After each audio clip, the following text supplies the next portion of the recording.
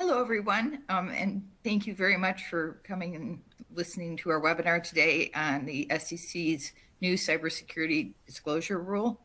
The law just went into effect a little bit over a month ago, and it certainly has some pretty significant ramifications and requirements, to be sure. We will take some questions while the presentation is going on, and we're going to try to make the presentations interactive, especially amongst the speakers. And with that, I'm Deb Thoren-Peden. I'm a partner at Pillsbury Winthrop. I'm co-chair of our privacy and cybersecurity practice, along with Brian Finch. And so, Brian, I was going to let all the rest of you introduce yourselves, and maybe you should go next. Great. Thank you, Deb. Always a pleasure to present with you. And thank you to our friends at Guidehouse for collaborating with us. As Deb mentioned, my name is Brian Finch. I'm a partner in the Washington, D.C. office, and I have the honor of co-chairing the privacy and cybersecurity practice with Deb. And we both represent a wide variety of companies on privacy and cybersecurity issues, ranging from reviewing cybersecurity policies and procedures, incident response, regulatory counseling, litigation, and a wide variety of other matters. And we're also proud to have joined with us our great partner from New York, David Williamstein. David? Thanks, Brian, and good afternoon, everyone. So I'm David Olivenstein. I'm a securities enforcement and white-collar defense partner in Pillsbury's New York office. My practice, both in my old role at the SEC's enforcement division and in my current role at Pillsbury, includes a focus on cybersecurity matters. So I'm really excited to be here today with my partners, Deb and Brian, as well as the terrific Guidehouse team. Thanks, David. Hi, I'm Marianne Bailey. I'm a partner at Guidehouse. I'm a leader in our cybersecurity capabilities and offerings at Guidehouse. We have very comprehensive cybersecurity capabilities at Guidehouse, all the way from governance down to implementation of technology. And my background, specifically, I spent over 35 years in the federal government, leading cybersecurity, doing work in the White House, doing work internationally, leading the cyber practice at NSA, and in the Department of Defense. So it's my pleasure to be here with everybody, and really looking forward to our conversation today. And over to Rodney. Hi, my name is Rodney Snyder, and first of all, it's very nice to be here with this panel. Really appreciate everyone from Pillsbury and Guidehouse, so thanks so much. My name is Rodney Snyder, and I'm a partner also in our cyber practice at Guidehouse. I also work OSINT, open source intelligence, and supply chain issues, and so it's just a thrill to be here. And we'll dig right in. Over.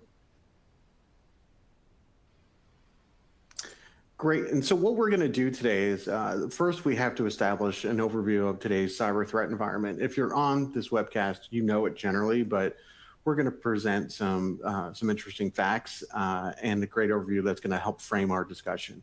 And then we're going to dive into this new disclosure regime. It's new. It's been around, discussed for about 2 years, implemented, as Deb said, in part in September of 2023, and then the cyber disclosure component really went into effect in December. We'll talk about materiality, timing, and some principles for disclosures, and then we'll end with a discussion about risk management tools, including Safety Act, and how that could be useful when pushing back against the SEC, because Lord knows everything the SEC says is completely accurate and spot on, and there's no room for argument. That is a joke. I'm very sarcastic. I'm sure you couldn't tell. That was also sarcastic too, inappropriately so. But and then we'll move on to some concluding remarks and questions as well, and we'll hopefully going to make this a very interactive session with discussion between the panelists for sure, as well as welcoming your questions and your talking points. So our goal here is to be responsive to your questions, your thoughts, and potential new paths we can forge together to help you and help others understand this rule and make sure that it's implemented in a way that is, dare I say, fair. So with that, I'll turn it over to Rodney and Marianne to present some of the information about the threat environment we're seeing. Great, thanks. Thanks, David. So I don't think anybody can debate the fact that we live in this very complex digital environment today. And these are some of the areas that really need to be considered, right? When you're thinking about the environment that you live in and the regulations and the rules and the laws that you have to operate under, as well as, the threat environment. So just kind of running through this very, very quickly. Different industries, as we all know, have different regulations. Example, you're in healthcare, you have HIPAA, there's all different types of regulations that you have to deal with based on the industry. So you have mandatory obligations there. And of course, depends what country you operate in, right? If you operate in Europe, everybody's familiar with data privacy laws and, Europe's data privacy laws, or if you're in the United States, it varies by state. So it's very different, your jurisdictional obligations. And then you have trading partners, people that you work with every day. And what are the voluntary obligations? You do reps and warranties, so you have commitments and disclosures there. And then when we talk about this complexity, we have to talk about the threat environment. And Rodney and I are going to talk about that in some detail. And I think it's critical that you understand your threat environment. How do you protect yourself if you really don't know who's coming after you and what they're trying to do, what they've done to other people in your industry? And then the digital infrastructure, and this kind of really is where I spend a lot of my time, and we spend a lot of our time in Guidehouse, is really looking at the technology, looking at your infrastructure, understanding how well you know it, how well you're protecting it. I consider third parties, anywhere your data travels, any of that stuff, part of your infrastructure. So how well do you really know that whole broad infrastructure? And then you need to have governance and oversight of all these areas. And we find that, a lot of organizations that we work with don't necessarily have that. Rodney? Yeah, so I think that leads into the next slide, but let's stand back for a second before we, attack this. So as we'll talk about in a few minutes, with these SEC requirements, disclosures, a lot of focus that we've seen, whether it's in writing or in sort of speaking engagements, has been about sort of the 4-day rule and, what's material and all that. Those are incredibly important.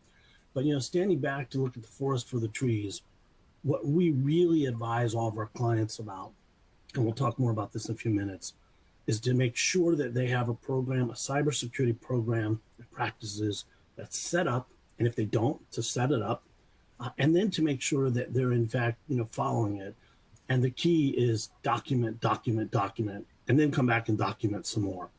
And what we're going to do now is talk about a slide that shows some of the different types of elements that are so core to having a cybersecurity program of the type that we're talking about. Rand, did you want to walk through this slide? Sure. Yeah, I'm not going to go through it in massive detail, but really these are just kind of talking points. If you have a robust cybersecurity program, you're doing all of these things, and you're doing them all of the time, not just periodically. And so these are the kinds of questions that would be asked of you if you have a breach or something significant has happened. You need to be able to say, these are the things that you do, because this is what a robust cybersecurity program looks like. And so do you have, reasonable cyber practices in place, right? We talked about the obligations. Are you meeting those obligations that you have? Do you understand the threat actors? Have you implemented protective and, preventative and detective measures consistent with your obligations? Those are the types of standards, procedures, things that you put in place. But there's other things also, such as when you find that you've had issues, what have you done about it? How have you handled that? Did you put new policies in place? Was there training that was put in place for maybe it was something that somebody clicked on, a phishing email, or it could have been something else. Maybe it was, passwords, default passwords left on some device somewhere that allowed somebody to get in. So what kind of practices have you put in place? And then, so these are kinds of non-conformities that we call them that have been identified. And what have you done? So you have all these things that you need to do as a company, looking at your environment, and you have to monitor it, and you have to know all the digital assets on it and all these kinds of things. Implement multi-factor authentication. I could go on and on with the technical stuff, but you have this robust program. You have to prove that you're implementing it consistently. You have to report up to your management, and this is part of the SEC stuff that we're going to talk about. You have to report up to your management. They have to report up to the board. There needs to be metrics that are shared, so that there is this open line of communication that everybody understands the cyber posture and what the organization, what they're dealing with, how they're fixing it, and that there is a level of responsibility all the way up from the board down to, the folks that are working in that area. I will say that, we've been involved with companies and we've worked with them after breaches, and we've worked with them through evaluating their architecture. And a lot of times they think they're doing that, but they're really not doing it. They're not doing consistently. We see that maybe it doesn't get all the way up to the C-suite. So they really think all these things are being done and they're not being completed. They put policies in place, but nobody's really looked to make sure they're being implemented and implemented consistently. These sound like, that's a good cybersecurity program, but we see time and time again where these things are not like implemented in a consistent fashion. Yeah, and I think it's going to be helpful to give some real texture to this. So for instance, we've had some clients recently, and we were able to go out and do a tabletop exercise, sort of a dry run, and it was terrific. It was with a board of directors, absolutely phenomenal individuals. And several of them, by the way, sat on other boards. So in fact, we've sort of created this scenario, and they had been through something. It was with ransomware. They had been through something very similar, two of them, relatively recently. But in each case, what we found is that, and this occurs over and over, that many really don't have a strong sense of what we call the as-is picture. What is that infrastructure that Marianne just talked? What does it really look like? Truly, where are the critical assets? What are the things that are just core to, operations, and all sorts of sort of other parts of, daily business. In addition, and this Marianne can speak to, we sort of would ask, well, so how does this escalation work? If there in fact is, an incident, a breach, what happens? And we were assured by the board of directors, for instance, in one meeting that, well, the CISO and the CIO definitely involved. They're aware of everything. And in fact, what we found out, though, is that because they were invited to this meeting, they said, well, hold on, not always. And so you get a little dissension in the room, I mean, all friendly, but still a little dissension. And what they said, the CISO and the CIO said, we get brought in after the fact. Oh, no, you don't. We told you about that recent acquisition. Yes, but that was afterwards. And now what we were told to do is, this is occurring, let's go for sort of figure out the risk profile. What do we do? But they weren't involved from the get-go. They didn't know about some of the things that were going on.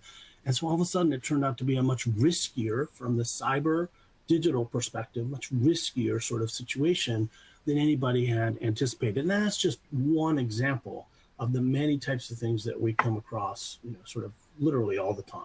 Marianne? Yeah, and I think in the past there was a kind of check the box compliance mentality. Like, we did this, we've run tabletop exercises, we did this once, or we went and we reported out to the board once, So we checked that box for the year and we're good. And that's kind of yesterday's thought process. That's not where we're going, and that's not where the SEC is driving things. That's really not where any of the other regulations that we're seeing are driving things. It's really consistent practices, often implemented, frequently. So yeah, on that front, one last comment before we go to the next slide, and that is, we really believe, and yes, granted, we're cybersecurity professionals, so every nail looks like cybersecurity and we've got the hammer to hit it, but truly standing back, when we look at this, what we see is a picture where cybersecurity threats and the landscape of sort of, vulnerabilities and risks is really ubiquitous.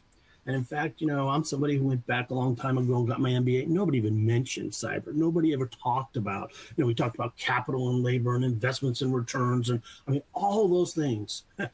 No one ever talked about this part of it. And yet now it is an absolute fundamental part of the business. And that's, what's going on with this, SEC, these disclosure requirements and why it's so core. And so, again, we did another exercise recently, tabletop exercise. And in that case, it was really interesting because these are board of directors. And even if they got some parts right, for instance, they didn't know about recovery. Like, well, where is that other backup information, backup data kept? How long would it take to come on, sort of board? What's our MSA say about, sort of the lengths of times and the criticalities and things like that? And so they weren't up to speed because that just hadn't been a part of the process. And so, part of us being there was to say, this does indeed need to be, part of the process. And we got many, many more examples. But perhaps we can go to the next slide. Actually, we had a question asked about whether the slides will be available, and they will. I just want to note that obviously we're not giving legal advice here, and clearly Guidehouse and Pillsbury put a lot of work into them, so hopefully people will find them useful. Thanks. Back to you, Rodney. Great. So I'm not Rodney, but I'll talk. We thought we would hit, I think most people are aware of this, maybe not in the levels of detail of some of these types of criminals, but these are kind of the cyber threat trends that we see. And we've kind of lumped them into 3 categories to kind of make them easy to talk about. There's your average everyday bad guy, cyber criminal. It can be a group, it can be a cartel, it can be very sophisticated, it can be a one-off person, right? So you have all these individuals that are committing cybercrime, and they're targeting anything that can either make money for them, anything they can take and put on the black market and sell. They have many, many different, reasons why they're getting into companies and organizations. And one of the things that's really interesting is, we talk about cybersecurity insurance. A lot of people talk about it. A lot of organizations are very, very interested in it. Well, cybersecurity insurance providers are one of the most heavily attacked companies. Why is that? Because the hackers want to know who has insurance and who has the most insurance. So if I'm going to attack somebody, I'm going to go after somebody that has the most insurance because I'm going to make the most money. So just kind of interesting how that whole thing is kind of spun a bit. And we do know that cybersecurity breaches, they erode consumer trust, right? They have lots of negative impact. I did talk a little bit about the different cybersecurity, about the different threat criminal groups attacking different sectors, and so why it's really important to understand your sector and what the threats are in your sector. Through a little kind of cybercrime stat up there, which is always amazing to me.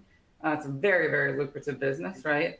So this is according to Cybersecurity Ventures, and it was briefed out at the World Economic Forum. Cybercrime's grown to be the world's 3rd largest economy behind the US and China, making $8 trillion in 2023. That's a lot of money, right? So a lot of incentive for people that want money, even in a nefarious way, to go after it. Then we have hacktivist, which is interesting, relatively new, I'd say in the past maybe 5-6 years, maybe 7 years, where we're really seeing, what I think of as hacktivist for all different ideologically motivated reasons. And Rodney, I don't know, you want to talk about that a little bit? I'll give an example of one of the big significant breaches, which I find interesting. So I'm not definitely calling out companies, but this is public. And an individual for Amazon was actually supporting one of their clients, helping them with their cybersecurity program, and they were not getting any traction whatsoever. Company was not absorbing what they were telling them. They weren't happy with what they were doing. So that person actually left Amazon, but she was so upset with this that she actually hacked that company to prove to them that, they needed to do better at cybersecurity. Company was a financial services company. She was very public with it. She took a ton of data. They got a huge fine. So, to think of like a hacktivist trying to prove a point and hacking your company and doing that, it's kind of a crazy means. But there's actually lots of hacktivists that for political types of reasons. And Rodney, you want to speak a little bit to that kind of stuff? Well, so we see this all the time, and it's, not just political, they're environmental. There are all sorts of things out there. But the bottom line is, if you look at this environment, including what's on the right in terms of state-sponsored attackers, it really is becoming, not only sort of diffuse, but incredibly sort of commodization oftentimes of some of these as a service, you fill in the blank, but it's malevolent, it's nefarious, it's bad as a service. And so it's not just sort of the professionals and those who have been doing this a long time, although they're incredibly skilled, unfortunately, and can be, pervasively damaging, but it's others too. And so we just need to understand the proliferation of these skills is meaning that there are more people in each of these categories, unfortunately, rather than fewer. And so that's part of the world that we all live in. And so as we turn to, Form 8K and 10K and all the rest that's going to be discussed even more in a minute, it's just incredibly important that we sort of get our ducks in a row, no matter who we are, where we are. And in fact, we got to be sort of aware that in just 4 months, we're going to have a whole slew of additional companies, small companies, that are going to be subject to some of these SEC rules. And so there are all sorts of reasons to say, now is the time, let's get our house in order. If it's not, or as the SEC has said and intended, sort of revalidate, update, and really make sure, sort of ready for the future and this for future. I think we're ready for the next slide, please. Well, Rodney, one thing I just wanted to add really briefly to that is, these hackers, particularly the criminal hackers, are pretty cavalier. One example that was shared with me confidentially, where companies suffered a ransomware attack and they suffered a payment, and the ransomware actor was so bold as to send them a Christmas card to wish them a happy holiday season and a happy new year. So we've seen that, but and on point with respect to the SEC, we also now have seen some of these hackers who are going in and saying, if you don't pay a ransom, if you don't pay a fee, we're going to alert the SEC and tell them that you've been hacked and you're not reporting and you have poor security. So, everything we come up with, they find another way to monetize that. And as we'll talk about it, just because you've been hacked doesn't mean that it's reportable to the SEC or other authorities, but you just got to be aware, the criminals are paying attention to where the money comes from and how they can monetize it or use it to their advantage, and they'll turn anything they can to their advantage. It's remarkable. Yeah. Go ahead, sorry. Yeah, and if I could just make a very quick point on this framework that Guidehouse laid out, which I really think is fantastic. The SEC, in determining whether you've experienced a material cybersecurity incident, which we're going to talk about in a little more detail, they are also, maybe not with the same degree of precision as is identified on this slide, but they are also looking at these various buckets. And I can tell you from personal experience with SEC cyber investigations, they are very focused on Guidehouse bucket 3 here, this state-sponsored actor, threat actors, for whatever reason, and I'm sure the cyber folks on the panel can explain why this might be the case. The SEC views the state actors as particularly nefarious, particularly likely to cause harm and disruption and all sorts of issues that are going to weigh in favor of materiality. Obviously, just one factor among many, but I think it's definitely important to keep this Guidehouse framework in mind when making materiality determinations. Marianne, did you want to comment I on could that? certainly, I spent much of my life in that state-sponsored actors world, especially at NSA, looking at what was happening to us from, other nation states. And the reason that the SEC is very worried about that is because the threats are very sophisticated.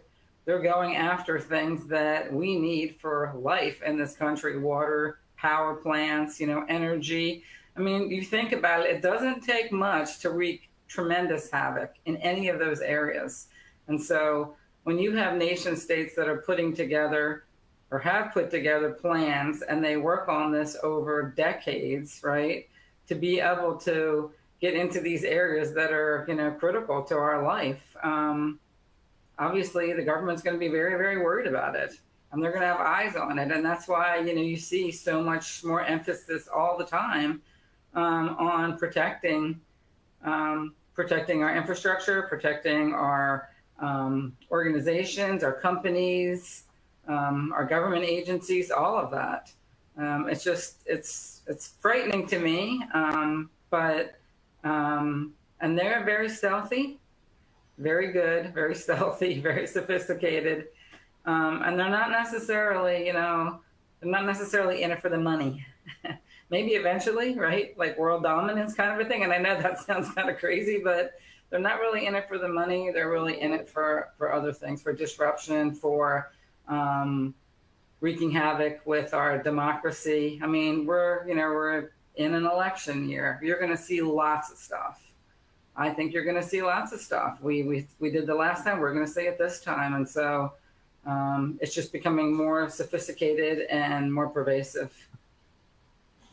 Yeah, I think one last thing to add on this is, look, we're not trying to be scaremongers, although we do want people to sort of be alert, be vigilant, sort of wake up to how important this is and how all pervasive it is, and essentially take action now. And then that way, we have something in place and we keep updating it every single day, just making sure, we're doing all the right things, not in a compliance way, but in a real sort of stern, understanding, rigid way. But on that right bucket, within the last week, Director Wray of the FBI testified, and part of the answer of questions had to do with some specific state actors and specific state threats. And while everybody thinks about critical infrastructure, and it's so critical, it's just absolutely core, other vital important parts of the overall sort of economy and well-being, financial services, health services, and so many other things are also absolutely essential to this sort of discussion. And so, if you are in one of those industries, that's not something that's considered, critical infrastructure in terms of water, voting, et cetera, but you're in something, it's still, this is an area to please pay attention to. Yeah. Next slide, please.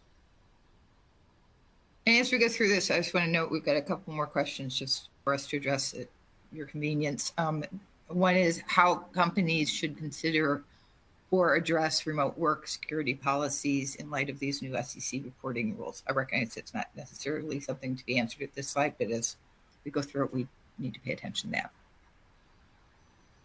Sure. Marion, did you want to go through as part of this, and I'll jump in too?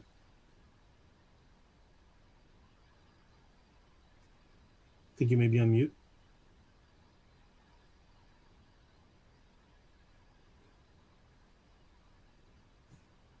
Marion, I can't hear you.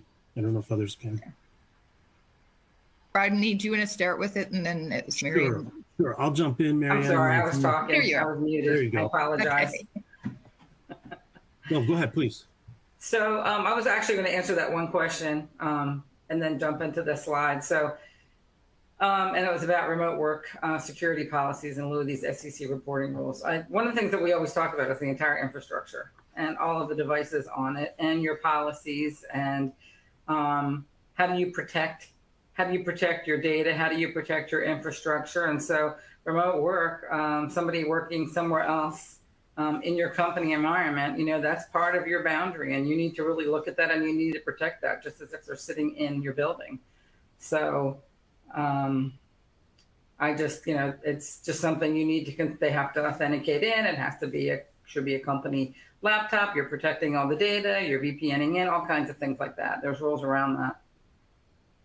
Yeah, one thing I'd add to that very briefly, Mary Ann, is that when we talked about at the beginning your 7 areas of cyber concern, our audience members are on this call presumably because they're a public company and they're concerned about what this rule means to them. And if you look at that slide and say, we don't have any of these policies, or the vast majority of these policies don't exist, hang up, start working on them, because it is that important. We've seen from SEC enforcement cases in the last 2 or 3 years where the absence of policies has been enough for the SEC to impose fines. And something as simple as we didn't have policies about data destruction. If you don't have policies about remote work security, if you don't have policies regarding data protection, preventing lateral movement, multi-factor authentication, et cetera, when something happens, and it's a when, not an if, and really it's more how often it happens than even when, and you don't have clear policies, and the vast majority of them are insufficiently detailed because you didn't work with Guidehouse, that type of thing, you're going to be in a lot of trouble. So you need to be looking at this from the perspective of everything we're seeing here. It doesn't necessarily 100% apply to you, But you've got to look at this now as there's really a baseline for you. And the baseline from the SEC's perspective is you know what the threats are and that you've got policies and you're practicing on them for the sort of the table stakes cyber threats that you face. And the mere absence of that is going to get you, at the very least, a number of bills from David and me that are going to be lengthy. They'll be discounted, but they'll still be expensive. Nobody wants to pay our bills. I wouldn't pay our bills. We're outrageously expensive. You all should pay them in full. But I mean, it's a lot. And just responding to SEC investigations is very timely, is very time consuming, and it's an expensive process. And you want to do everything you can to minimize that type of exposure. Sorry, go ahead. No, that's perfect. And I mean, you're absolutely right. A lot of those things I talked about, we talk about them being the cyber basics, but we've been talking about them for 15 years and we're still talking about them, and you have to do them. They have to be done. And like, you know, one of the things that Rodney talked about, now you can do, you know, cybercrime as a service. You can go out and buy it. You don't even have to know how to do it. You can just go out and buy it from somebody. So it's so prevalent. You have to protect yourself. So let's talk a little bit about the threat and the risk landscape and some of the stuff we've seen over the last few years and several trends that are emergent. So the first one I like to talk about a lot, uncontrolled customer data. So many organizations get themselves in trouble because they don't know where their data is. They really don't know where it is. They have lots of third-party connections, partners. Their data is, you know, passing across company, you know, portals into their third parties. They're not doing due diligence to see how that third party is securing their data, or they don't even really know where it's going and how it's being protected and who has access to it. And so it's you know, there's a saying out there, you know, data's the new gold, data's the new oil. I mean, everything is data. We're all digital. Money is data, right? Intellectual property is data. Everything today, identities are data. Everything is data today. So you really need to protect this data. You need to know where it is, and you need to protect it. And you need to ask questions when you're bringing in new technology that's going to do some great new analytic thing for you. What's happening to our data? Is it staying in our company while that's happening? Because some of these as a service things, the data actually leaves your company, right? So it's really important to understand where your data is. Rodney, I'll tag team with you. How about you do ransomware? So, I mean, I think this one, everybody on this call probably knows a ton about, but I will say that we are seeing more and more troubling angles to this. And if you look, for instance, at that second part of the second paragraph under number 2, ransomware threats, what you'll see right away is that we're seeing increasing cases where, yes, of course, somebody's holding data for hostage, hostage quotes, until they get a payment. But what we're also seeing is more and more where they don't then release the data, or there's been actually they make some mistake, and even though they apparently tried to release the data, it's not released, or they just go straight out with it. They sell some portion of it, the rest of it they sort of release out, publicly. So this is really troubling and a continuing area of lots and lots of sort of angst.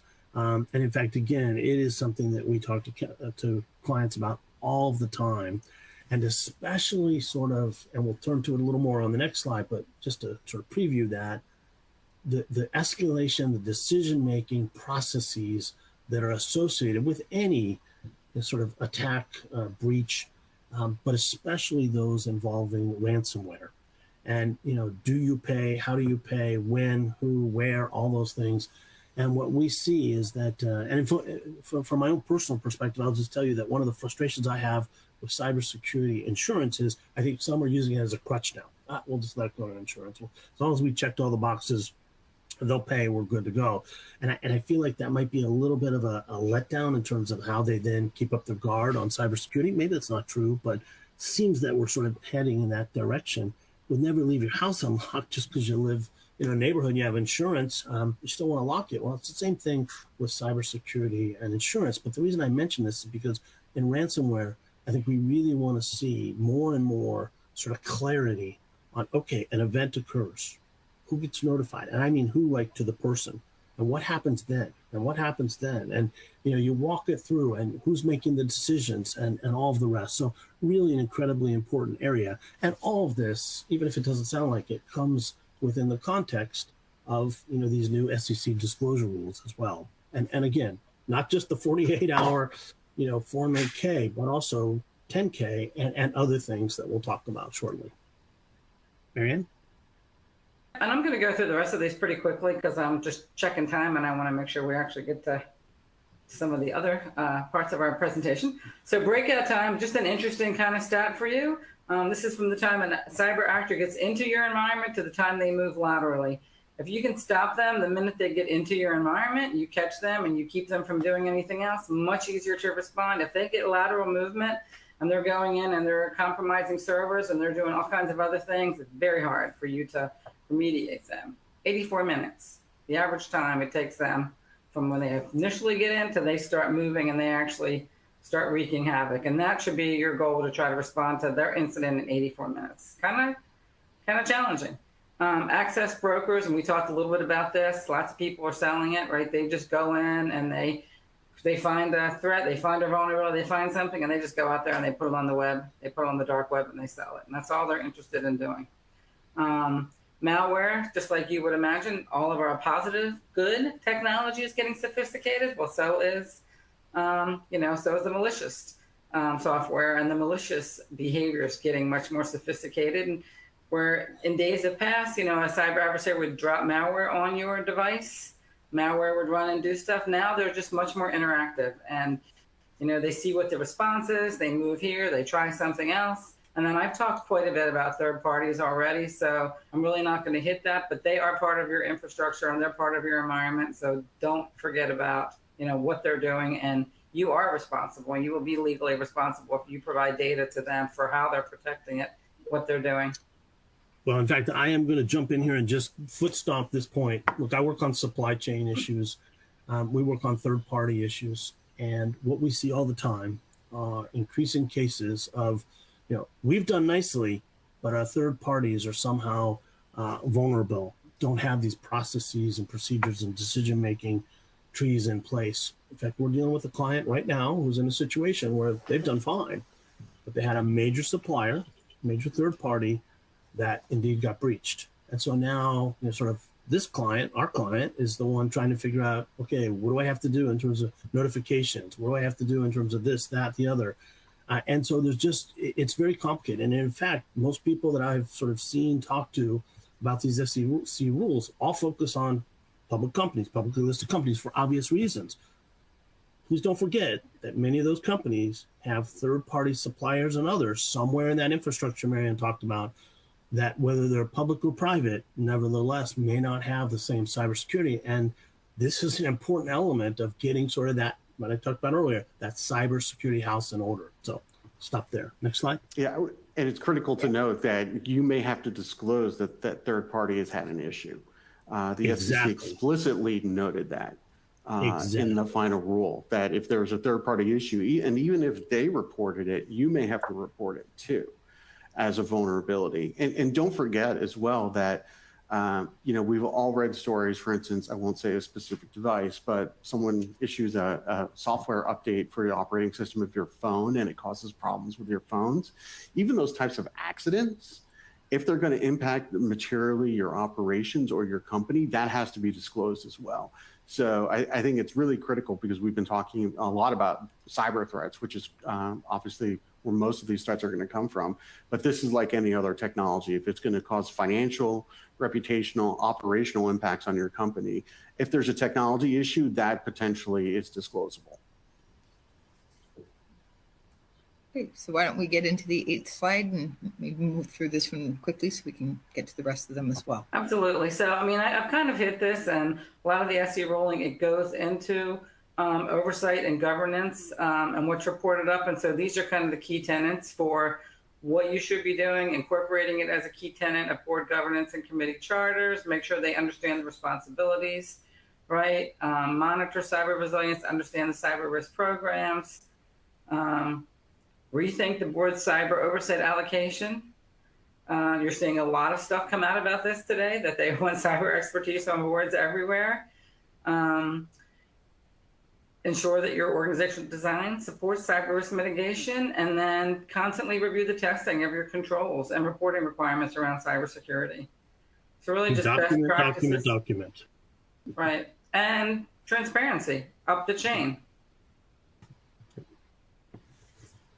That's it. Thanks. Okay, so now we'll get into the new SEC disclosure requirements. Why don't we go to the next slide? Great. So obviously, as we've been talking about this, what is a material cybersecurity incident? It's anything, and David will talk about this, but it's anything that's going to have an impact on your operations, your reputation. It's going to have a financial impact, et cetera. It's broad, and there's lots of case law that David can talk about with respect to what constitutes materiality, but you have to look at the nature, the scope of the timing, and it's both impact or reasonably likely impact on the company, including financial conditions. I'll talk a little bit in a second about the extension for this 4 business day material extension, or 4 business day reporting time frame, 96 hours. But what is important to note too is that this is an ongoing obligation with respect to the disclosures. And what I mean by that is you're going to have to continually update investors and the SEC as to what's going on, particularly if there's critical information that wasn't available at the time of filing. And another important atmospheric point here that I want to emphasize is that the SEC, again, has made crystal clear who this rule has been written for to protect, and that is investors. Okay, we've talked a lot about national security. We've talked about criminal motives, et cetera, and that is all relevant. The purpose behind the rule, however, isn't from a national security perspective to give America more information about what China is doing, what Russia is doing, what Anonymous is doing, that type of thing. It is so that you and me and everybody else as investors know the type of risks and incidents companies we've invested in are facing from a cyber perspective, and whether that's going to impact the value of that investment.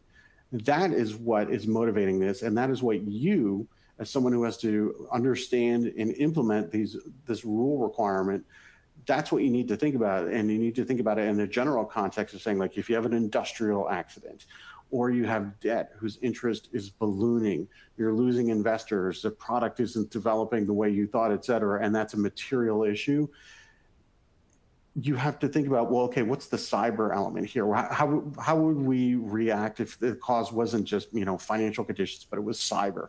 That's what you're looking at. Is this something the investor needs to know? And from the SEC's perspective, would we get in trouble if we fail to inform the investors of that? That's a top level point that all of you need to remember, is that at the end of the day, this is about the investor. And if we go to the next slide, what I wanted to point out too is that this rule also applies to a series of related events that are unauthorized. The individual events don't have to be material, but if they are material in the aggregate, meaning that you see a pattern amongst related incidents that could lead to a belief that there's going to be material impact on the company, then you need to disclose it as well. And it is subject to the same 4-day disclosure window that we've been talking about. Once there's a determination that an event is material, there's a 96 business hour time frame that you have to report in an 8K filing or other type of public filing that the event has occurred, and it's going to have a material impact. And as I mentioned earlier, also important to remember is that accidental occurrences, impacts from third parties, et cetera, those are all considered unauthorized occurrences and thus subject to the disclosure rule as well. Simplest example would be that if you were implementing a software patch to update the machines on your production line, and that software patch somehow disables your production line and you can't make cars, you can't make widgets, you can't make thermometers, whatever the case may be, and you're going to have a production line that's shut down for a couple weeks, and it's going to impact your deliveries and your revenue flow, et cetera, that's a material event. The best analogy here, and we don't cast any aspersions on this company, but recently there was an event involving Clorox, where Clorox had production delays resulting from a cyber event. They disclosed that just before the cyber disclosure rule went into effect, but they still disclosed it. And I think that was fair to say that was probably in anticipation of this cyber disclosure rule. So I'll turn it over to David now to talk a little bit more about materiality. Thanks, Brian. So if we could go to the next slide, as context for discussing the timing requirements imposed by the new rule that Brian has mentioned, I think it's first important to consider what could go wrong from your company's perspective if you don't satisfy the SEC's timing requirements. And to answer that question, you have to give some thought as to what tools does the SEC have in its enforcement toolkit to pursue cyber-related violations at public companies. The cyber enforcement actions that the SEC has brought to date have generally focused on two categories of violations. The first involves false or misleading disclosures regarding cyber incidents and cyber risks. And the second, which is what I want to focus on here, involves inadequate disclosure controls and procedures.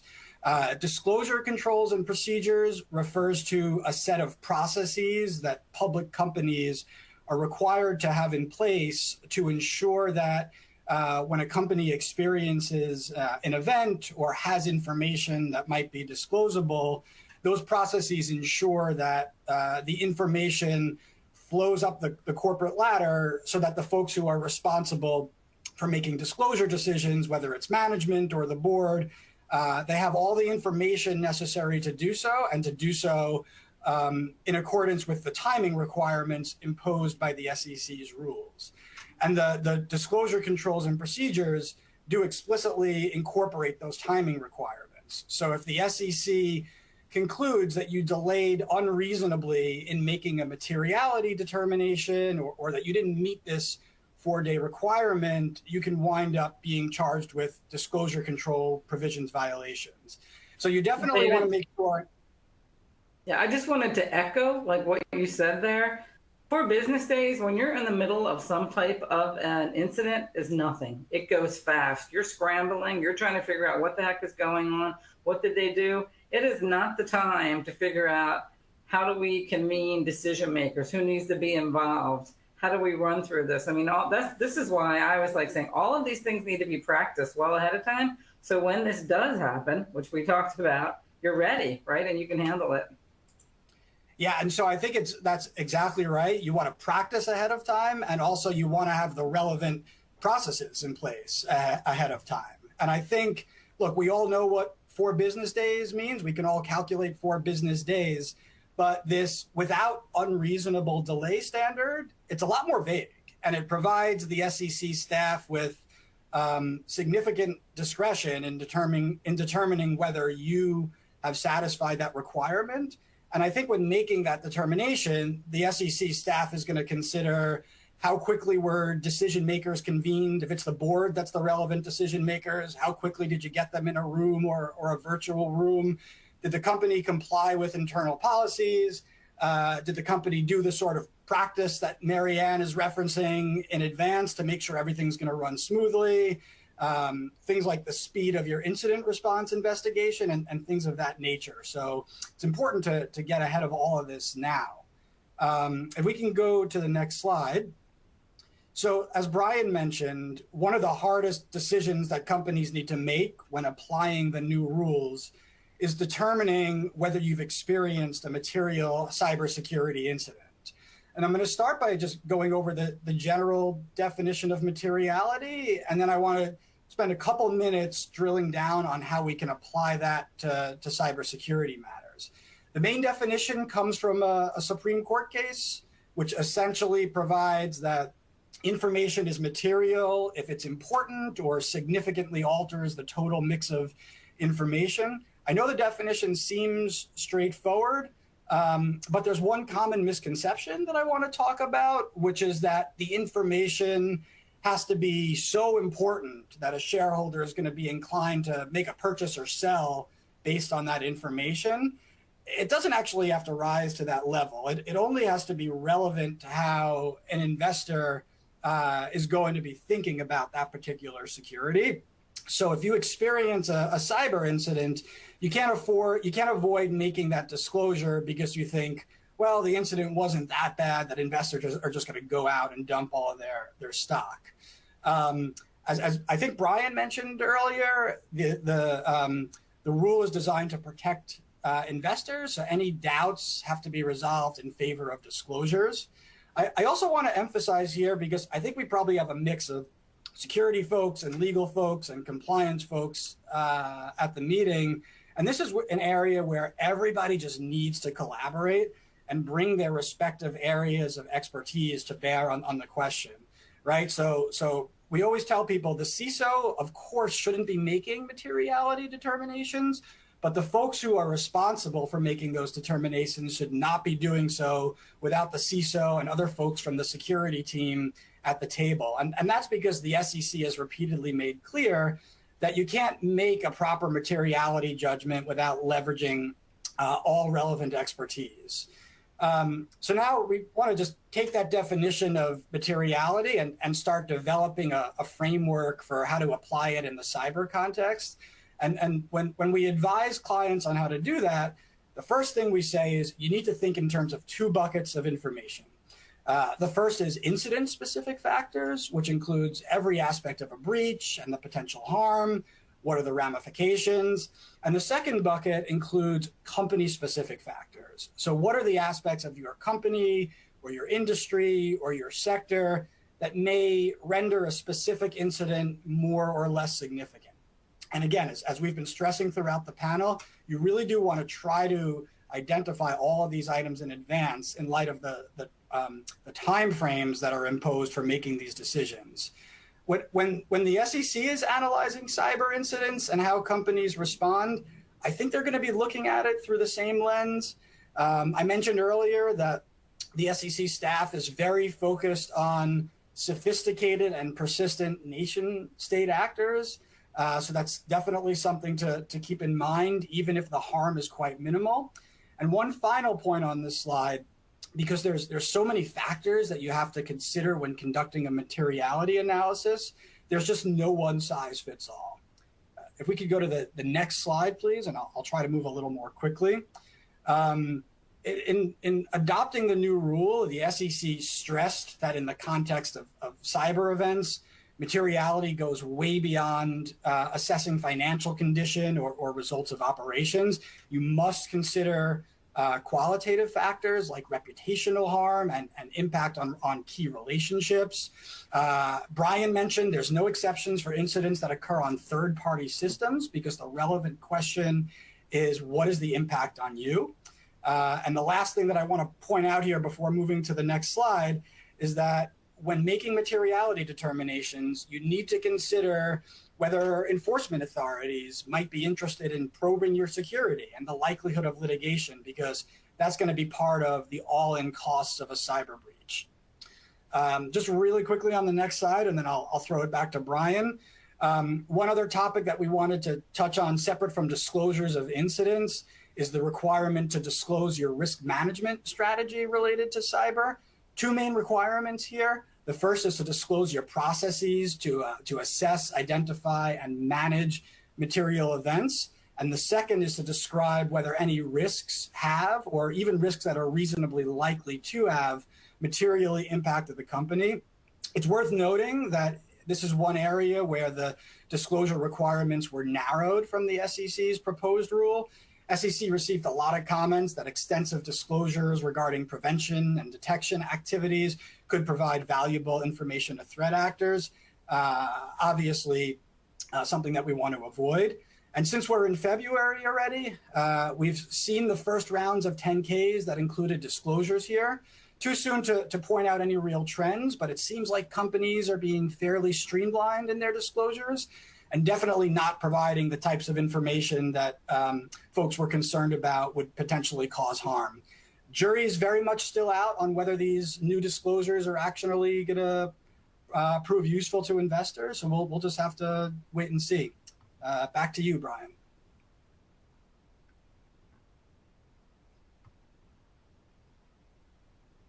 Brian, I think you might be on mute.